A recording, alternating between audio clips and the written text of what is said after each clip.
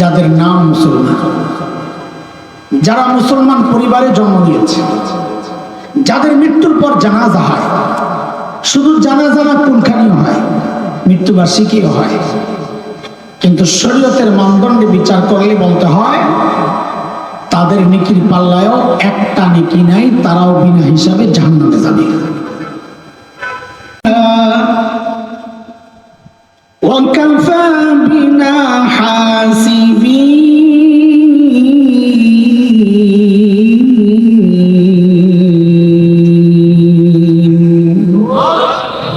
آمنت بالله صدق الله العلي العظيم।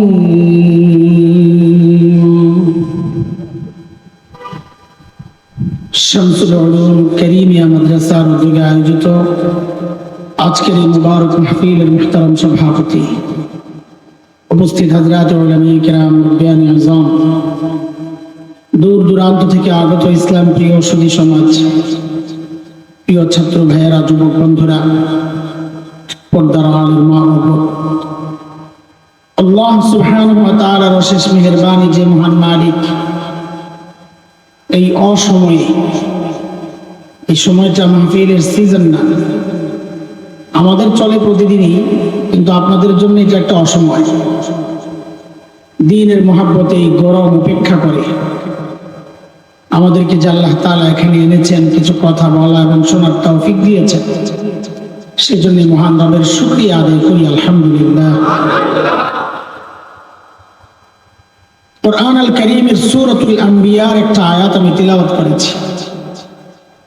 সময়ের প্রয়োজনে কিছু কথা বলবো, যেহেতু কথাগুলো সময়ের, তার মানে কিছু কথা আমার আপনার বিরুদ্ধেও যেতে পারে। আপনি সময়ের মানুষ, কিন্তু এই কথাগুলো আমাদের শোনা দরকার, জানা দরকার, বোঝা দরকার। মূল বিষয়ে ঢুকতে আমার একটু সময় লাগবে, একটু ভূমিকা সাজায় তারপরে গুছায়া ওই মূল বিষয়ে ঢুকবে। এর জন্য মনোযোগ দরকার, 100-তে 100 থাকবেন ইনশাআল্লাহ। এই গরমে মনোযোগ থাকবে ইনশাআল্লাহ। ঠিক আছে, খুব জরুরি কথা, আমি মনে করি জরুরি, এখন আপনারা কি মনে করেন জানি না। আমি মনে করি এই কথাগুলো আমাদের জন্য এই সময়ে খুবই জরুরি। যে আয়াতে কারিমা তিলাওয়াত করেছে, এই আয়াতে একটু তরজমা শুনেন, তাইলে মূল বিষয়টা একটু সহজ হবে বোঝা। আল্লাহ তাআলা বলেন, ওয়ানাদাউল মাওয়াজিনাল কিসতা লিয়াউমিল কিয়ামাহ, আমি কিয়ামতের দিন ইনসাফের দাঁড়িপাল্লা দাঁড় করাবো, অথবা ইনসাফ দেওয়ার জন্য দাঁড়িপাল্লা দাঁড় করাবো। বিচার হবে, ন্যায় বিচার হবে। বলে দুনিয়ায় ওই কথা বলে বিচারালয় মানুষকে নেওয়া হয়, কিন্তু বিচারের নামে প্রহসন হয়। দলের হইলে সব মাফ, বিরোধী হইলে সব অপরাধ। আল্লাহ বলেন আমার আদালত এমন না। তো কেমন? আল্লাহ নিজেই বলছেন, ফালা তুযলামু নাফসুন শাইআ, আমার আদালতে কারো উপর বিন্দু মাত্র জুলুম হবে না। এই বিন্দু মাত্র কথাটার মানে কি? তো আল্লাহ নিজেই যেন ব্যাখ্যা দিচ্ছেন, ওয়া ইন কানা মিসকালা হাববাতিন মিন খারদাল আতাইনা বিহা, কেউ যদি একটা সরিষা দানা পরিমাণও কিছু করে, সেটা ভালো কাজ হোক মন্দ কাজ হোক, সওয়াবের কাজ হোক গুনার কাজ হোক, তো আল্লাহ বলেন এই ছোট্ট আমলটুকু হিসাবের জন্য আমি পাল্লায় উঠায়া দিই। এই যে প্রক্রিয়াটা পাল্লায় উঠায়া দেওয়া, নেকি আমল গুনাহ হিসাবের জন্য আল্লাহর এই প্রক্রিয়াটাই যথেষ্ট। এই হচ্ছে আয়াতের মোটামুটি তর্জমা। এই আয়াতকে সামনে রেখে মুফাসসিরিনে কেরাম হাসরের মাঠে মানুষের শ্রেণী করেছেন 4টা, মূলত 5টা। আমরা 4টা নিয়ে কথা বলবো, জন্য আপনারা জবাবে জিজ্ঞেস করলে 4টাই বলবেন। বলেন কয়টা শ্রেণী? কয়টা? শুরু থেকে শেষ পর্যন্ত বড় মুখস্থ শুনেই তো হবে, ঠিক আছে ইনশাআল্লাহ? এই বলা ভাই, ঠিক আছে? তোরা যদি না পারস আমি কিন্তু মুরগি বানাই দেবো। একদম মনোযোগ। বলেন কয় গ্রুপ হবে? এই 4 শ্রেণী বুঝার জন্য কোনো কঠিন ইস্যু না এটা। আমি একটা সরল সূত্র শিখাই দিত, আপনারাও বের করতে পারবেন ওই 4 শ্রেণী। আচ্ছা বলেন তো, দাড়ি পাল্লা আছে না? দাড়ি পাল্লা পাল্লা থাকে কয়টা? মাশাআল্লাহ, তো অর্ধেক বুঝে গেছে। আচ্ছা ধরেন এখন মাপবো, কি মাপবো? ধরেন আলু মাপবো। তো এক পাল্লায় পাথর দিছে, পাশের পাল্লায় আলু দেন নাই, মাপা যাবে? কেন যাবে না আপনারা বুঝেন, কিন্তু আমি একটা কথা বলি ওইটাই বারবার বলবেন। আমি জিজ্ঞেস করবো কেন মাপা যাবে না, আপনারা সবাই বলবেন পাল্লা একটা খালি। বলেন, এই আমি কিন্তু কথা তিনটা বলছি, একটাও যদি মিস করেন আমার এলোমেলো গন্ডগোল লেগে যাবে। পাল্লা একটা খালি, বলেন। শেষ পর্যন্ত এই একটাই ডিউটি আপনাদেরকে দিচ্ছি। আমি যখনই জিজ্ঞেস করবো কেন হিসাব হবে না, কেন মাপা যাবে না, এই জবাব কিন্তু এই একটাই দিবেন, পাল্লা একটা মনে থাকবে। আবার জিজ্ঞেস করবো, এক পাল্লায় পাথর রাখছেন আরেক পাল্লায় আলু দেন নাই, মাপা যাবে? কেন যাবে না? ধরেন এর উল্টে আসছে, এক পাল্লায় আলু দিচ্ছেন আরেক পাল্লায় পাথর দেন নাই, মাপা যাবে? কেন যাবে না? ভালো ছাত্র, মুরগি বানাইতে হবে মনে হয়। হাসরের মাঠে আল্লাহর আদালতে এমন কিছু মানুষ আসবে যাদের নেকির পাল্লায় নেকি তো থাকবে, কিন্তু গুনার পাল্লা খালি, একটা গুনাও নাই। আচ্ছা বলেন তাদের আমল মাপা যাবে? কেন যাবে না? হ্যাঁ হ্যাঁ, এই তো বুঝছেন, মাশাআল্লাহ, পাল্লা একটা। এইরকম যারা আসবেন তাদেরকেই আল্লাহ তাআলা বিনা হিসাবে জান্নাত দিয়ে দিবেন। আচ্ছা বিনা হিসাব কেন বলেন তো? হ্যাঁ হ্যাঁ হ্যাঁ, মাশাআল্লাহ, পাল্লা একটা। ঠিক আর উল্টা আসবে আরেকটা শ্রেণী, যাদের গুনার পাল্লায় গুনাহ থাকবে কিন্তু নেকির পাল্লায় একটাও নেকি নেই। তাদের ব্যাপারে আল্লাহর সিদ্ধান্ত কি? তারা বিনা হিসাবে জাহান্নামে যাবে। হিসাব হবে না কেন বলেন তো? হ্যাঁ, পাল্লা একটা। কয় গ্রুপ গেল? এক গ্রুপ বিনা হিসাবে, আরেক গ্রুপ বিনা হিসাবে, আর বাকি আছে কয় গ্রুপ? দুই গ্রুপ। ওই দুই গ্রুপের নেকির পাল্লায় নেকিও আছে, গুনার পাল্লায় গুনাও আছে। কারো নেকির পাল্লা বেশি ভারী, কারো গুনার পাল্লা ভারী। এই দুই গ্রুপের ব্যাপারে আল্লাহর কি সিদ্ধান্ত? আল্লাহ সূরা আল কারিআর মধ্যে নিজেই বলেন, فأما من ثقلت موازينه فهو في عيشة راضية। যার নেকির পাল্লা ভারী আল্লাহ বলেন সে জান্নাতি। وأما من خفت موازينه فأمه هاوية। আল্লাহ বলেন যার নেকির পাল্লা হালকা মানে গুনার পাল্লা ভারী সে জাহান্নামী। কয় গ্রুপ হলো? আর এখন পাওয়া যাবে আর কি, নেকি গুনাহ বরাবর। আমরা এটা নিয়ে কথা বলছি না আজকে। চলেন আবার পিছনের দিকে যাই, দেখি মনে আছে কিনা।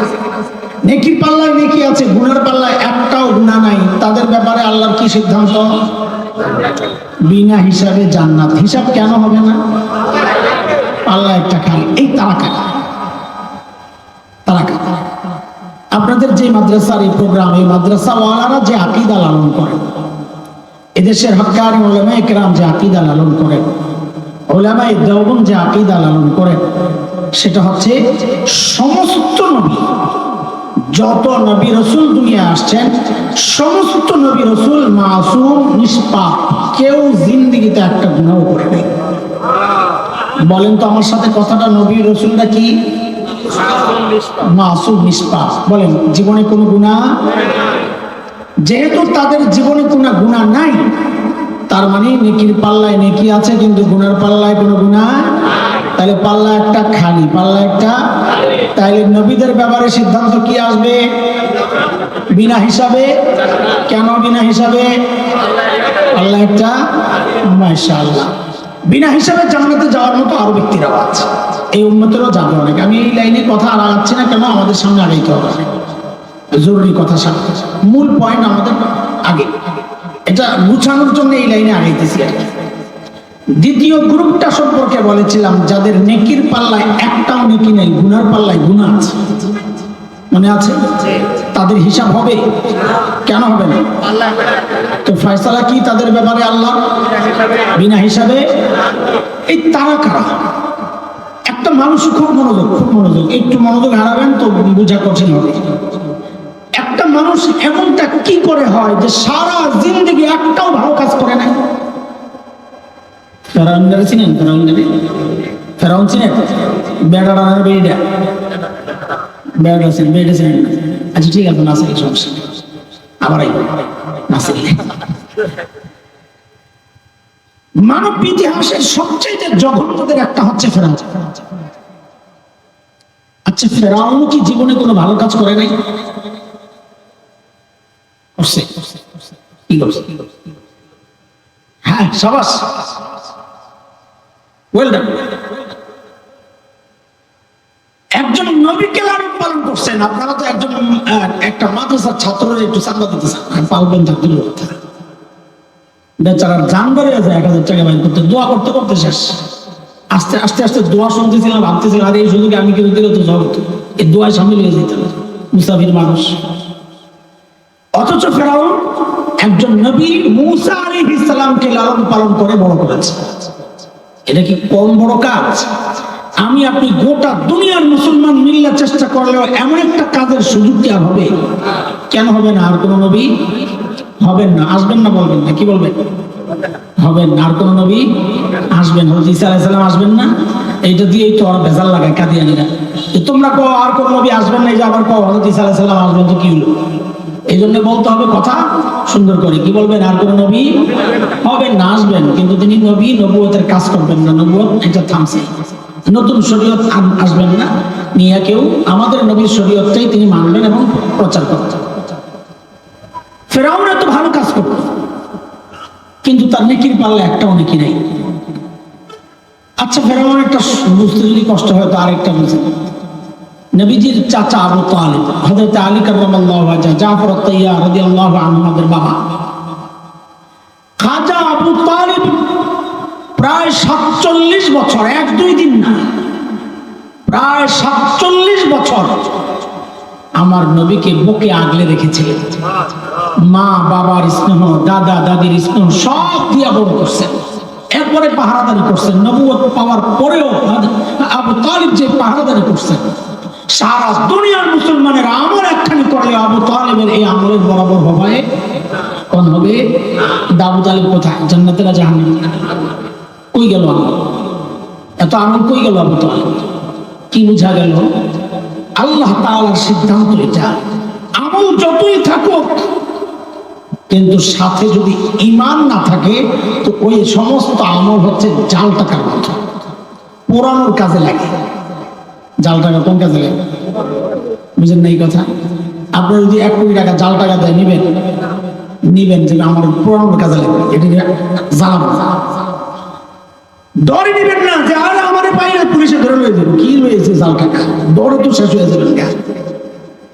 অথচ নাম টাকা, মূল্য নাই কেন? যা সমস্ত নেকি ভালো কাজ ঈমান ছাড়া এগুলো সব যা, এগুলোর কোনো মূল্য আল্লাহর কাছে। আমি একটা প্রশ্ন করবো, এই প্রশ্নের জবাব দেওয়ার জন্য আপনাদের ময়দান তৈরি করে দিচ্ছি। এবার আপনারাই বলেন, যার নেকির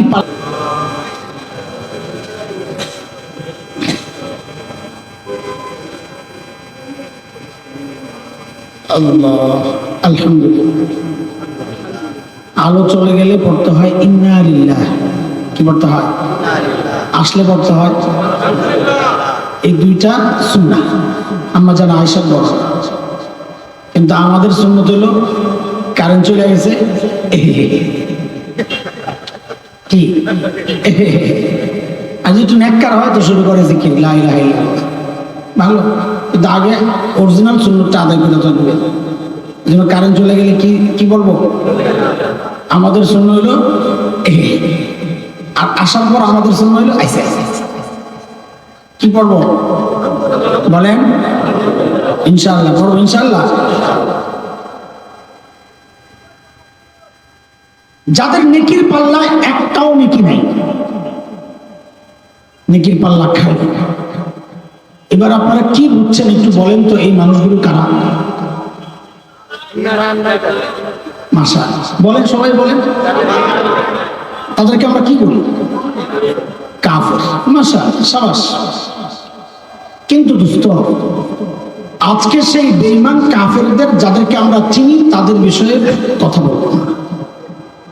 আজকে আপনাদের সামনে আমি এমন একটা শ্রেণী সম্পর্কে কথা বলতে চাই যাদের নাম মুসলমান, যারা মুসলমান পরিবারে জন্ম নিয়েছে, যাদের মৃত্যুর পর জানাজা হয়, শুধু জানাজা না কোনখানেও হয়, মৃত্যুবার্ষিকীও হয়, কিন্তু শরীয়তের মানদণ্ডে বিচার করলে বলতে হয় তাদের নেকির পাল্লায়ও একটা নেকি নাই, তারাও বিনা হিসাবে জাহান্নামে যাবে।